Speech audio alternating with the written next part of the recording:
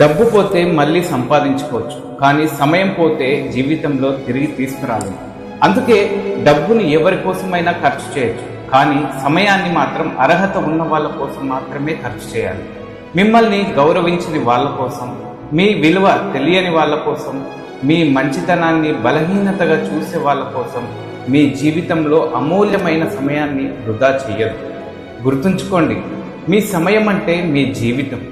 డబ్బు కోల్పోతే కొంత నష్టం, కానీ సమయం కోల్పోతే జీవితంలో ఒక భాగాన్ని కోల్పోయినట్లు. అందుకే మీ సమయాన్ని మీ కలల కోసం, మీ కుటుంబం కోసం, మీ ఎదుగుదల కోసం, మిమ్మల్ని నిజంగా ప్రేమించే వాళ్ళ కోసం ఖర్చు చేయండి. ఈ ప్రపంచంలో అత్యంత ఖరీదైనది డబ్బు కాదు, తిరిగి రాని సమయం. సమయాన్ని విలువైన వారికి ఇవ్వండి, మీ జీవితాన్ని విలువైనదిగా మార్చుకోండి.